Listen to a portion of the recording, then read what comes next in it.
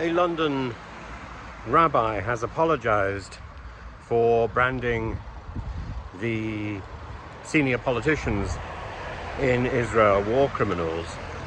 But I think she's right that it's very difficult to wax lyrical about the Pesach, the Passover prayers and the Passover spirit, while at the same time preparing to gun down innocent civilians in Gaza, albeit with the perfectly reasonable intention of clearing tunnels, finding hostages, and taking out terrorists.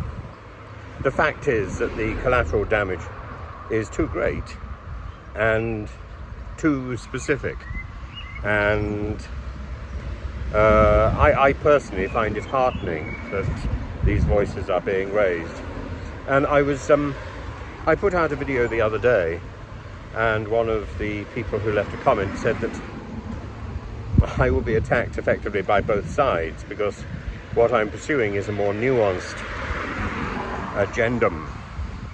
But that is precisely the point. The nuance is all. And the nuance is that Israel has every right to self-defense, and Hamas must be identified as a terrorist organization, and its activities on October the 7th must be condemned.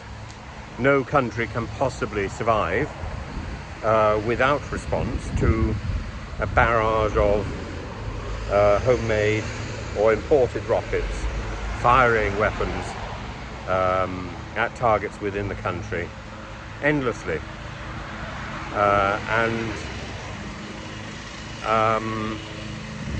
The taking of hostages, the retention of hostages, demonstrates bad will on the part of Hamas. But at the same time, I've also pointed out that the foundation of the State of Israel was predicated on the terrorist activity of the Irgun and other organizations, and that some of the people who were involved in the terrorism then went on to hold high ministerial office, if not indeed prime ministerial office, in Israel in later years.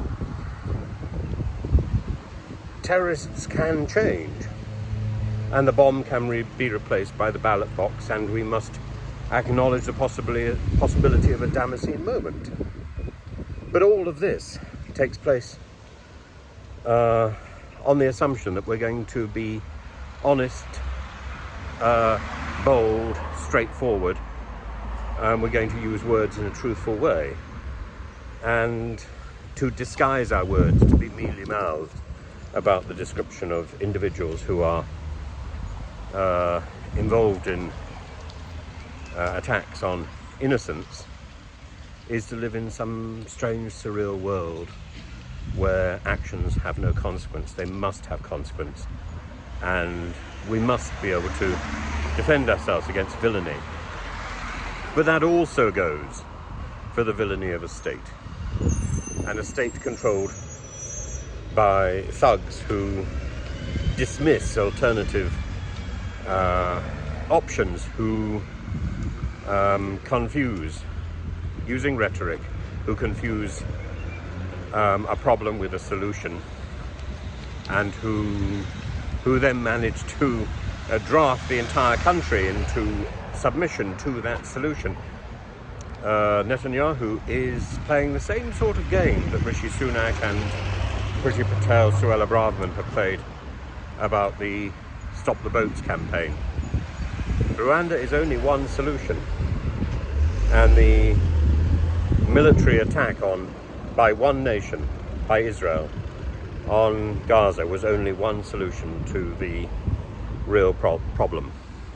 There were other solutions. Of course, once you start pressing the trigger, those solutions disappear. What Netanyahu has succeeded in doing in the space of 6 months is alienating Israel from the rest of the civilized world, no matter what the rhetoric may be among British politicians, the people on the street, marching make it pretty clear.